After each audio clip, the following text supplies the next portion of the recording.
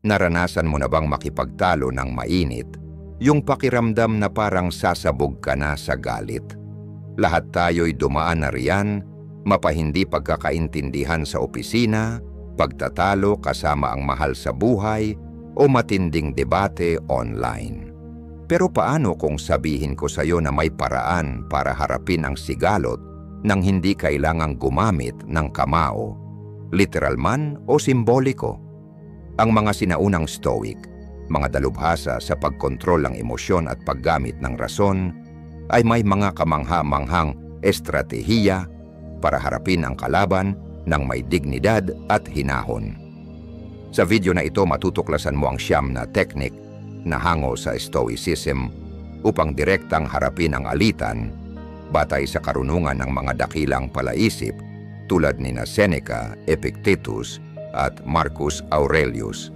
Maniwala ka, maaaring mangailangan ang mga paraang ito ng higit na pasensya at masusing pag-unawa kaysa sa basta na lang makipagsigawan o manakit. Ngunit ang kapalit nito, kapayapaan ng kalooban, pangmatagalang solusyon at mga relasyong maaring maghilom at magbago.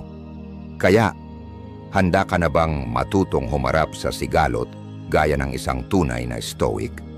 Huwag kalimutang i-click ang subscribe button at ang notification bell para mapanood ang lahat ng videos tungkol sa pagharap sa mga hamon ng buhay gamit ang walang kupas na karunungan ng Stoicism. Tandaan, ang pinakamahalagang tagumpay ay hindi nasusukat sa panlabas na laban, kundi sa kakayahang mapangibabawa ng sariling isipan at damdamin. Una, sumisid sa kaibuturan ng iyong katunggali. Isipin mong nasa gilid ka ng isang ilog na rumaragasa. Ang mga agos ay bumubula at kumikilos na parang may galit. Ang isang maingat na Stoic ay hindi basta-basta tatalon. Sa halip, itutuon niya ang kanyang mga mata sa hindi nakikitang lalim sa ilalim kaysa sa magulong ibabaw. Ang unang taktika ng isang Stoic ay ang pagpasok sa isipan ng iyong katunggali, hindi literal, kundi bilang isang metapora. Sa gitna ng matinding emosyon, madali tayong matangay ng bugso ng damdamin at agarang kumilos. Pero ayon sa Stoicism, ang tunay na pag-unawa ay nagsisimula sa pagtigil muna ng paghuhusga at sa pagtingin lampas sa malinaw na anyo ng alitan. Tulad ng paalala ni Epictetus, hindi ang pangyayari mismo ang gumugulo sa atin, kundi ang pananaw natin ukol dito. Kaya para simulan ang pagsusuri sa paraang Stoic, lumayo muna sa kasalukuyang tensyon. Huminga ng malalim at sa isip mo, lumipad ka paangat, parang kamera sa pelikula na unti-unting lumalayo sa eksena. Obserbahan ang lahat ng walang kinikilingan, parang langgam sa dingding na tahimik na nagmamasid. Ang emosyonal na distansyang ito ay nagbibigay daan sa mas malalim na pag-unawa at mas makatuwirang pag-iisip. Imbestigahan ang kanilang bakit. Sa halip na agad gumawa ng kontra-argumento, magtanong ng taos-pusong katanungan. Ituon ang pansin sa pag-unawa sa bakit sa likod ng kanilang mga salita at kilos. Ano ang nagtutulak sa kanila? Ano ang kanilang kinatatakutan? Ano ang kanilang hangarin? Anong mga karanasan sa buhay ang humubog sa pananaw nila? Mahalaga ang mga tanong na bukas at malalim tulad ng, ano ang nagdala sa iyo sa puntong ito? O ano ang mga alalahanin mong hindi agad nakikita? Ang layunin ay hindi upang sumang-ayon, kundi upang maunawaan. Subukang ilagay ang sarili mo sa kanilang posisyon upang makita ang mundo sa kanilang paningin, hindi upang sang-ayunan ang kanilang ginagawa, kundi upang masilayan kung paano nila pinapakahulugan ang sitwasyon. Ano ang mga prinsipyo at paniniwalang gumagabay sa kanila? Ang hakbang na ito ay makatutulong sa paglinang ng empatiya, pagtuklas ng posibleng pagkakapareho, at sa pag-unawa sa pinanggagalingan ng kanilang damdamin. Sa bawat alitan, kadalasan ay may mas malalim na ugat, mga takot, mga hinanakit, o mga hangaring hindi natugunan. Kaya huwag kang manatili lang sa kasalukuyang argumento. Tumingin sa ilalim. Ano ang tunay na dahilan ng sigalot? Anong mga pangangailangan ang hindi natutugunan? Aling mga takot ang lumilitaw? Tandaan, hindi ito tungkol sa pagpayag sa kanilang asal, kundi sa pagsusumikap na maunawaan ang kabuuang karanasan at pananaw na humuhubog sa kanilang kilos.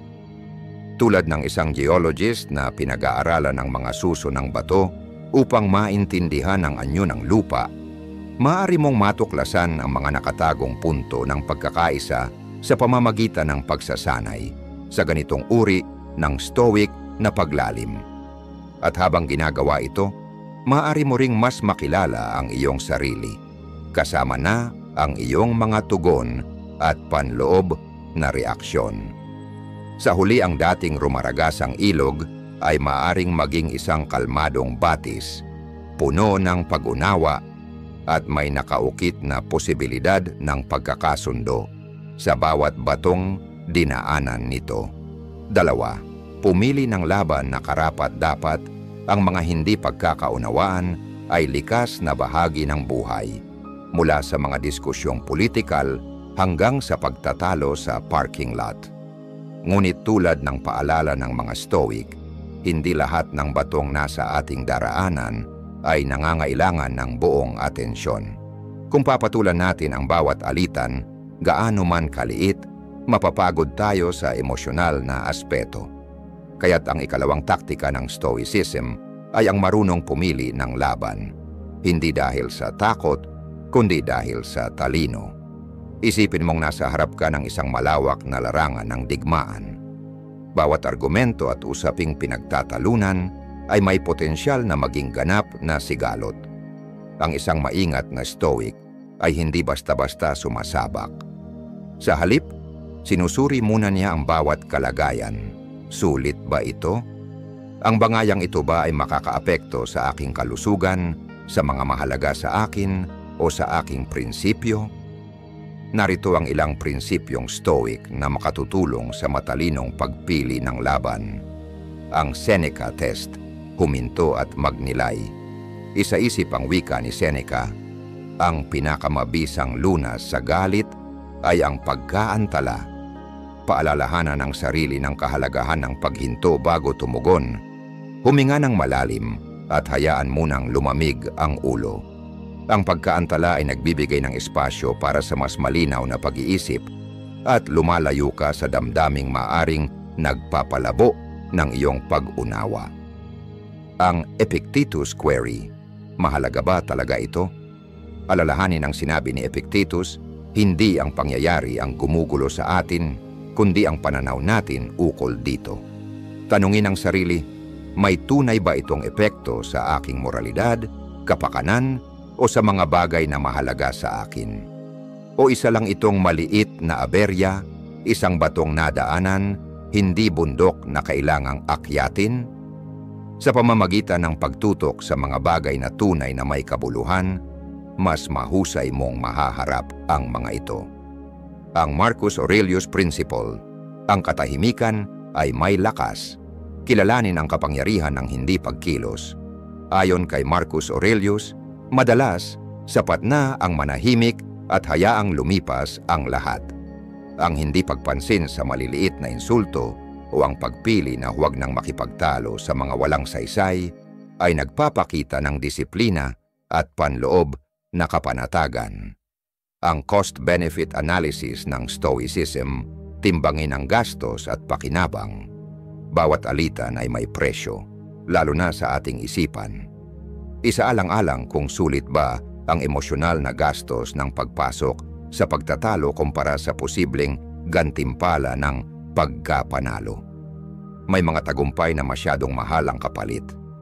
Minsan ang tunay na lakas ay ang kakayahang bumitaw ng may dignidad.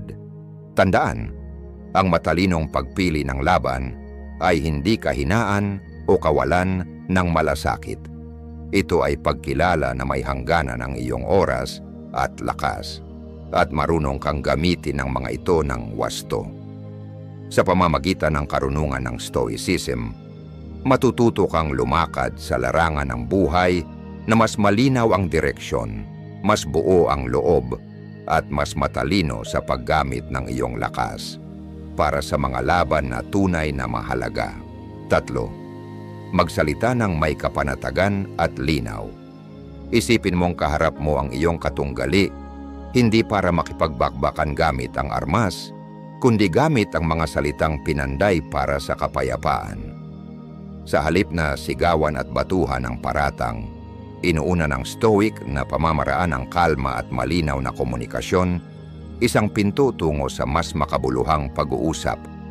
Ang taktika na ito, hango sa karunungan ng mga Stoic gaya ni Seneca, ay nakatuon sa maayos na pagpapahayag ng iyong damdamin at pangangailangan upang mapalaganap ang pag-unawa at mabawasan ang tensyon. Narito ang mahahalagang sangkap ng komunikasyong inspirasyon ng Stoicism.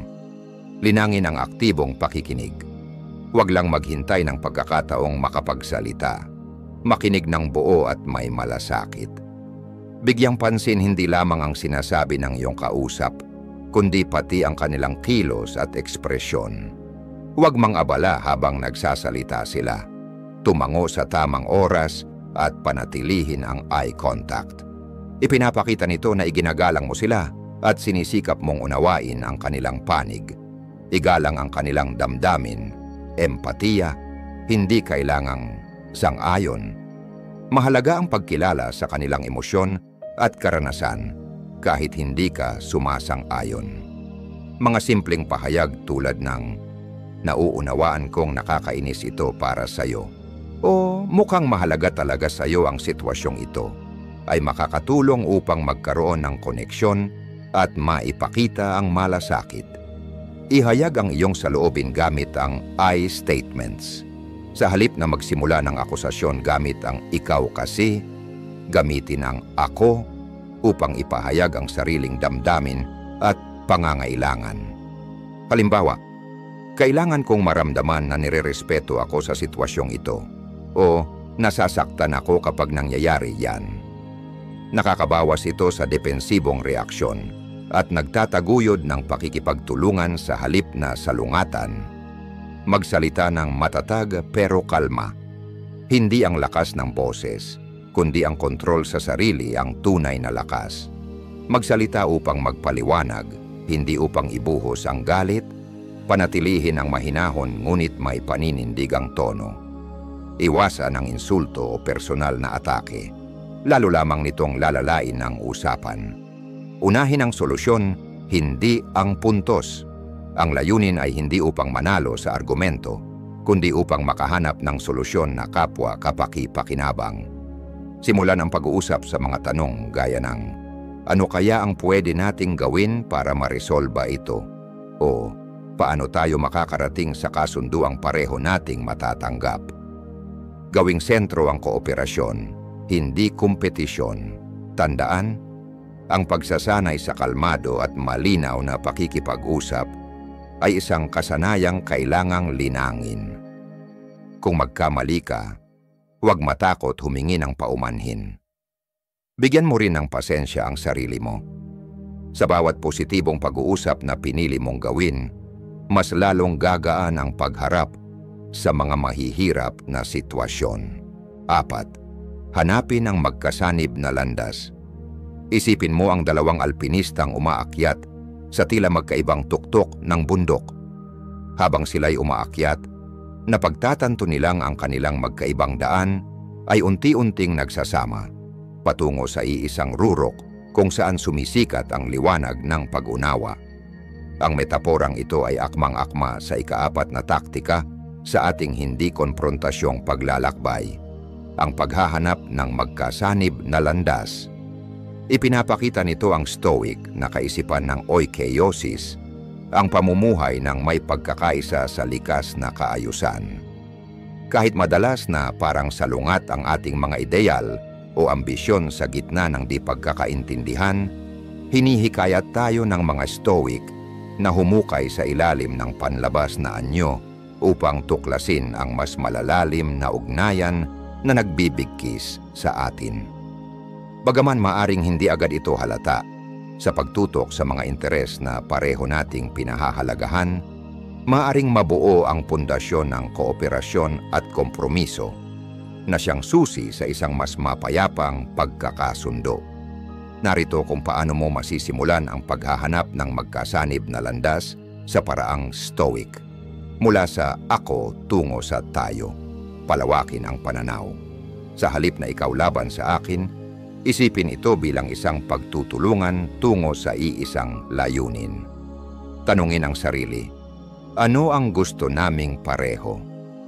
Sa simpleng pagbabagong ito ng pananaw, maaring makita ang mga posibleng pagkakatugma. Kahit pa sa umpisay, tila wala. Hanapin ang pangunahing pangangailangan. Ang magkaibang gusto ay madalas na bunga ng mga hindi natutugunang pangunahing pangangailangan. Tuklasin kung anong pangangailangan ang sinusubukang matugunan ng bawat isa. Maaring ito'y kaligtasan, respeto, o pagkilala. Sa pagkilala sa mga pangkaraniwang pangangailangang ito, mas madaling umunawa at makahanap ng mga solusyong may malasakit. Tuklasin ang magkakaparehong paniniwala. Ang ating mga pinahahalagahan ay siyang nagtutulak sa ating kilos. Sa halip na mag-focus sa problema mismo, silipin ang likod nito. May magkatulad ba kayong pagpapahalaga? Pareho ba ninyong pinahahalagahan ang katapatan, katarungan o kabutihan? Ang mga pinagsasaluhang prinsipyo ay maaring magsilbing gabay tungo sa mga desisyong tugma sa inyong paniniwala. Magsimula sa maliit, bumuo ng puwersa. Huwag asahang agad-agad kayong magkaisa sa lahat ng bagay. Sa halip, hanapin muna ang maliliit na pagkakasundo, gaano man ito kababaw. Ang maliliit na tagumpay na ito ay pwedeng magtulak ng tiwala at pag-usad at gawing mas madali ang pagharap sa mas mabibigat na usapin. Tandaan, ang buhay ay isang paglalakbay. Mahalaga ang tiyaga, hindi laging mabilis ang paghahanap ng common ground, kaya't maging mapagpasensya at mapag-unawa. Kilalanin ang bawat tagumpay, tanggapin ang pagkabigo, at tandaan, ang bawat hakbang patungo sa kooperasyon ay isang hakbang palayo sa alitan. Sa paggamit ng teknikang ito ng Stoicism, pinipili mong lumagpas sa simpleng pag-aayos ng problema. Sa halip, hinahanap mo ang koneksyon sa karanasan ng iba at binubuo mo ang batayan ng isang mas payapang hinaharap. Tandaan, ang mga sabay na umaakyat, ginagabayan ng parehong ideyal at layunin, ay tiyak na magtatagpo sa rurok ng pagkaunawa. 5. Iginagalang ang kanilang panloob na halaga. Isipin mong nakatayo ka sa harap ng isang napakalaking punong roble. Matibay ang mga ugat na nakakapit sa lupa. Hindi sapat ang lakas para ito'y igalaw. Ngunit ang isang matalinong Stoic ay alam ang kapangyarihan ng mga elemento tulad ng hangin at tubig, na dahan-dahang nagtutulak sa isang bagay palapit sa layunin nito, tila bulong ng kalikasan sa kanyang tainga. Ang metaporang ito ay sumasalamin sa ikalimang taktika ng Stoic na diskarte. Ang pag-apela sa panloob na halaga, isang makapangyarihang kasangkapan upang maayos at mapayapang lutasin ang mga alitan. Sa halip na atakihin ng tuwiran ang kanilang pagkatao, itinuon natin ang atensyon sa matabang lupa ng kanilang mga pinahahalagahan at paniniwala. Sa pag-unawa at paggalang sa kanilang panloob na kumpas, maaring makabuo ng mga solusyong naaayon sa kanilang mga pangunahing prinsipyo na siyang nagre-resulta sa mas tapat na pagtanggap at mas matibay na kasunduan. Upang simulan ang iyong Stoic na paglalakbay sa value-driven persuasion, sundin ang mga hakbang na ito. Tuklasin ang kanilang halaga. Maging parang isang arkeologong naglalakbay sa kalaliman ng kanilang paniniwala. Magsaliksik bago ihain ang iyong argumento. Anong mga prinsipyo ang sinusunod nila? Anong mga halaga ang gabay sa kanilang kilos? Obserbahan ang kanilang mga salita at kilos. Anong kanilang pinupuri, tinatanggi, o itinatangi? Sa ganitong paraan makakabuo ka ng mapa ng kanilang value landscape. Tulayin ang pagkakaiba. Hanapin ang ugnayan sa gitna. Huwag agad isiping taliwas ang kanilang mga halaga sa iyo. Sa halip, hanapin ang mga pinagsasaluhang prinsipyo, kahit tila hindi ito akma sa kasalukuyang sitwasyon. Maaring pareho kayong nagpapahalaga sa tungkulin, katapatan, o katarungan. Ang mga panlahatang halagang ito ay nagsisilbing tulay upang maipahayag mo ang iyong punto sa paraang katanggap-tanggap sa kanila. Magsalita sa wika nila. Kapag malinaw mo nang naunawaan ang kanilang mga halaga, iayo ng iyong mensahe dito. Hindi para dayain sila, kundi upang ilahad ang iyong layunin gamit ang kanilang perspektibo. Ipahayag ang sarili sa paraan na tumutugon sa kanilang mga alalahanin at interes. Sa ganitong paraan nakabubuo ka ng common ground, hindi sa pagsuko ng sarili mong prinsipyo, kundi sa pag-uugnay ng iyong mga halaga sa kanila. Huwag lang sabihin, ipakita. Mas malakas ang gawa kaysa salita. Sa halip na basta ipaliwanag ang iyong solusyon, ipakita kung paano nito isinasabuhay ang kanilang mga pinahahalagahan. Gumamit ng mga tiyak na halimbawa, kuwento o karanasan na nagpapakita kung paano sumasalamin sa kanilang mga prinsipyo ang iyong mungkahi. Sa ganitong paraan, nagiging mas matibay at makatao ang iyong argumento. Tandaan, ang paggalang ay mahalagang salik. Layunin mo ang pag-unawa, hindi ang kapangyarihan. Laging pairalin ang paggalang sa bawat hakbang ng prosesong ito. Ang layunin ay hindi ang kontrolin sila o ipanalo ang argumento, kundi ang tulungan silang makakita ng solusyong parehong makatarungan at tugma sa kanilang paniniwala. Sa paggamit ng teknikang ito ng Stoicism, hindi ka mandirigma na may dalang salita bilang armas, kundi isang gabay na mapagkumbaba at may talino na inaakay ang kausap patungo sa isang landas na tunay nilang maipaglalaban. Tandaan, ang tunay na pagbabago ay nangyayari kapag nakatugma ang solusyon sa mga halagang humuhubog sa ating pagkatao. Sa ganitong paraan, naitataguyod ang respeto at pag-unawa at bumubukas ang pintuan ng mga solusyong makabubuti para sa lahat. 6. Gamitin ang katatawanan ng may katalinuhan sa pagtatapos ng alitan. Isipin mong naglalakad ka sa isang lubid na nakabigti sa ibabaw ng isang malalim na bangin. Isang pagkakamali lang, maari kang mahulog sa kailaliman ng pagkainsulto. Ngunit tulad ng isang tungkod ng mananayaw sa lubid, ang katatawanan ay maaring magsilbing panimbang upang manatiling matatag. Ito ang diwa ng ika-6 na teknik ng Stoicism. Ang maingat at matalinong paggamit ng katatawanan sa mga hindi pagkakaunawaan. Hindi maikakailang ang tawa ay kayang magpababa ng tensyon at lumikha ng mas bukas na espasyo para sa pag-uusap. Ang isang wasto at tamang oras na biro ay maaring magsilbing pressure release valve. Pinapaluwag ang panahong masikip sa damdamin at binibigyang daan ng mas bukas na pangunawa. Gayunman, gaya ng paalala ni Seneca, ang biro ay marupok, maaring maging insulto kung hindi wasto ang pagkakabitaw. Kaya't kailangan itong gamitin ng may sinadyang pag-iingat. Narito ang ilang patnubay upang ligtas mong matawid ang masilang lubid ng katatawanan sa gitna ng alitan. Kilalanin ang iyong kausap. Hindi lahat ay natatawa sa parehong bagay. Bago magpatawa, unawain muna ang estilo ng kanilang pagkamapagpatawa at personalidad. Ano ang tumatawa sa kanila? Aling mga paksa ang sensitibo para sa kanila? Mas mainam ang mag-ingat kaysa makasakit, sapagkat ang biro para sa isa ay maaring insulto para sa iba. Magtawanan kayo, hindi tawanan. Layunin ng katatawanan ay ang pagtutulungan, hindi panlalait. Iwasang gawing biro ang pagkatao o damdamin ng kausap. Ang self-deprecating humor, ang pagtatawanan ng sarili, ay kadalasang mas ligtas dahil ipinapakita nitong may kababaang loob ka at marunong kang umamin sa sariling pagkukulang. Mahalaga ang oras. Basahin muna ang paligid at kung kinakailangan, basahin ulit.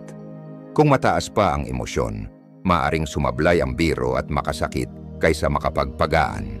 Maghintay ng tamang sandali kung kailan humupa na ang init ng damdamin bago magsingit ng katatawanan. Manatiling magalang at mabait. Iwasan ang pang-iinsulto, sarkasmo o mga biro tungkol sa relihiyon, lahi, kasarian o personal na pagkatao. Tandaan, ang layunin ay magtaguyod ng tulay, hindi magsunog nito. Gamitin ang katatawanan bilang kasangkapan, hindi pangtakip. Huwag gamiting pantakas ang katatawanan mula sa seryosong usapan. Hindi ito kapalit ng tapat na komunikasyon o pagharap sa mahahalagang isyu. Gamitin ito upang magbukas ng dialogo, hindi upang takpan ang problema. Kung nagdududa, huwag muna. Mas madali ang bumuo ng tiwala kaysa ibalik ito kapag nasira. Kaya kung hindi ka sigurado kung ang biro ay angkop, mas mabuting huwag muna. Maghintay ng pagkakataong mas ligtas at mas natural. Sa paggamit ng mga ideyang ito mula sa Stoicism, ang katatawanan ay maaring maging mabisang kasangkapan sa pagtatatag ng koneksyon, pagbawas ng tensyon, at pagbubukas ng pinto sa resolusyon ng alitan.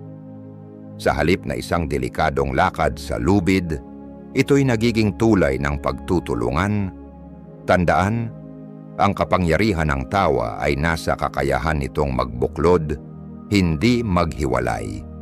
Kapag ginamit ng tama, kaya nitong gawing pagkakataon ang tensyon para sa mas malalim na pangunawa at makataong pagkakasundo. 7. Mag-alok ng empatiya. Isipin mong nasa isang batuhan at masukal na bundok ka. Nakatanaw sa kabilang dako ng bangin kung saan may isa pang umaakyat, tila papunta sa kabaligtaran mong direksyon. Ang inis at galit niya'y dumadaluyong na parang hanging bugso sa lambak. Ngunit sa halip na sumigaw ng mga argumento mula sa malayo, pipiliin ng isang stoic ang dahan-dahang pagbaba, pagtawid ng agwat, at pag-abot ng isang kamay na puno ng pag-uunawa. Ito ang puso ng ikapitong estratehiya, ang prinsipyo ng Stoicism ng pagpapakita ng empatiya. Ang empatiya ay isang makapangyarihang kasangkapan sa maayos na pagresolba ng alitan kahit sa gitna ng mainit na pagtatalo. Gaya ng ipinayo ni Marcus Aurelius sa pagkilala sa damdamin at karanasan ng iba, binubuksan natin ang pintuan sa mas makabuluhang pag-uusap at tunay na koneksyon. Narito kung paano mo maaangkin ang superpower na ito ng Stoicism. Mula ako patungo sa iyo. Subukang ilagay ang sarili sa kanilang posisyon. Tingnan ang sitwasyon mula sa kanilang paningin, hindi lamang sa iyo. Anong mga karanasan sa buhay ang maaaring nagtulak sa kanilang emosyon? Anong mga takot o insecurities ang posibleng ugat ng kanilang kilos? Ang pagbabagong ito ng pananaw ay nagtuturo ng pag-unawa at tumutulong makita ang kanilang natatanging realidad. Pakinggan ang higit sa salita. Maging masigasig sa pag-unawa, hindi lamang sa mga sinasabi kundi pati sa mga hindi sinasabi. Maging mapagmatyag sa tono ng boses, ekspresyon ng mukha, galaw ng katawan, dahil madalas dito nahahayag ang mas malalalim na damdaming natatago sa salita. Kilalanin, huwag hatulan. Kilalanin at igalang ang kanilang nararamdaman kahit pa hindi mo sinasang-ayunan ang kanilang kilos. Sabihin mong nauunawaan mo ang bigat ng sitwasyon sa kanila. Mga linyang tulad ng, naiintindihan kong mahalaga sa iyo ang usaping ito, o mukhang nadarama mong parang hindi ka napapakinggan, ay maaaring magbukas ng tiwala at mabawasan ang tensyon. Hanapin ang sugat sa likod ng galit. Madalas, ang galit at pagkayamot ay nag-uugat sa mas malalim na sakit o takot. Sa halip na labanan ang galit, alamin kung ano ang pinagmumulan nito. Mas nagiging bukas ang daan sa tunay na paghilom kapag naiintindihan natin ang pinakaugat ng salungatan. Ang empatiya ay hindi pagsang-ayon. Ang pagbibigay ng empatiya ay hindi nangangahulugang kinukonsinti mo ang kanilang asal o binibitawan mo ang sariling paninindigan. Ito'y simpleng pagkilala sa kanilang karanasan, isang paanyaya para sa mas tapat at bukas na usapan. Sa empatiya, lumalakad ka kasama nila, hindi lampas sa kanila. Kapag niyakap mo ang stoic na prinsipyo ng empatiya, hindi mo lang sila naririnig, nararamdaman mo sila. At sa koneksyong ito may pag-asa para sa tunay na resolusyon, hindi lamang para sa kasalukuyan, kundi sa mga susunod pang pagtutunggalian ninyo. Kaya bumaba ka mula sa bundok, iabot ang iyong kamay, ibigay ang regalong empatiya. Maaring ito na ang simula ng isang paglalakbay na hindi ninyo inaasahan. Kasama, hindi laban sa isa't isa. 8. Yakapin ang sining ng kompromiso. Isipin mong nasa harap ka ng isang matatag na puno ng oak, ang mga sangay matigas na humahampas sa hangin. Upang mapabend ito ayon sa iyong kagustuhan, kinakailangan ng matinding puwersa. Ngunit ito'y maaring makasama sa puno at pati na rin sa iyo. Isang mas matalinong estratehiya mula sa stoikong filosofiya ang matutunan ang sining ng kompromiso, pagpapaluwag at pag-aakma upang matutunan kung paano magsanib ang hangin at ang oak sa mas mapayapang paraan. Ang mga matitigas na pananaw at absolutong prinsipyo ay bihirang nakakatulong sa matagumpay na pagresolba ng salungatan. Ayon kay Epictetus, huwag mong hangarin na mangyari ang mga bagay ayon sa iyong kagustuhan, kundi ang pagnanais mong mangyari ang mga bagay ayon sa nangyayari at mamumuhay ka ng tahimik. Ang kakayahang maghanap ng mga solusyon na hindi lamang nakikinabang ka, kundi pati na rin ang iyong kalaban ay tanda ng tunay na lakas. Narito kung paano mo mapapagsanay ang sining ng kompromiso ng Stoicism. Mula ako patungo sa tayo. Baguhin ang pananaw mula sa ako patungo sa tayo. Tingnan ang sitwasyon bilang isang pagkakataon upang maghanap ng solusyon na kapaki-pakinabang para sa lahat, kaysa ituring ito bilang isang laban. Ang pagbabagong ito ng pananaw ay magbibigay daan sa mas magaan at mas makulay na solusyon. Kilalanin ang mga karaniwang layunin, hanapin ang mga punto ng pagkakapareho kahit na hindi ito agad kitang-kita. Pagmasdan ang mga layunin na magkakapareho kayo sa hinaharap at lampasan ang kasalukuyang pagtatalo. Marahil pareho kayong nagmamahal sa katarungan, respeto, o isang produktibong kapaligiran.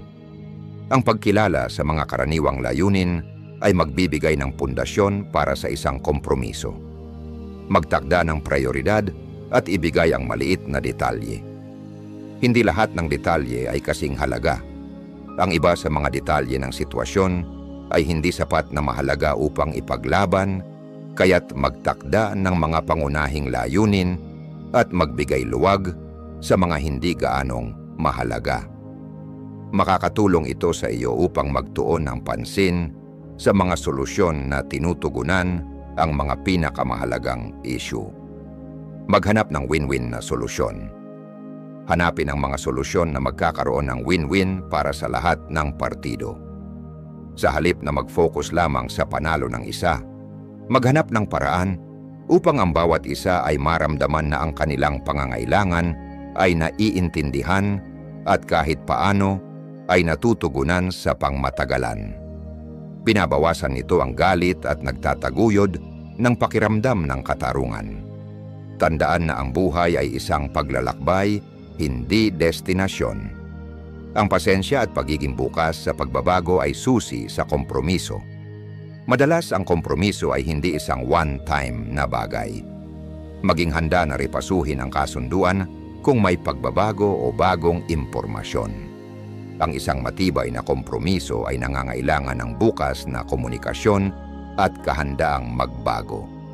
Tanggapin ang sining ng kompromiso. Pinapalakas ng Stoic na sining ng kompromiso ang iyong mga prinsipyo at pangangailangan. Sa halip, ipinapakita mo ang lakas, pagiging adaptable, at dedikasyon sa paghahanap ng solusyon na makikinabang ang lahat. Nauunawaan mo kung paano mabuhay sa isang dynamic equilibrium tulad ng hangin at oak, na ang bawat isa ay nakikinabang sa pagkakaroon ng mas tahimik at mas harmonyosong resolusyon.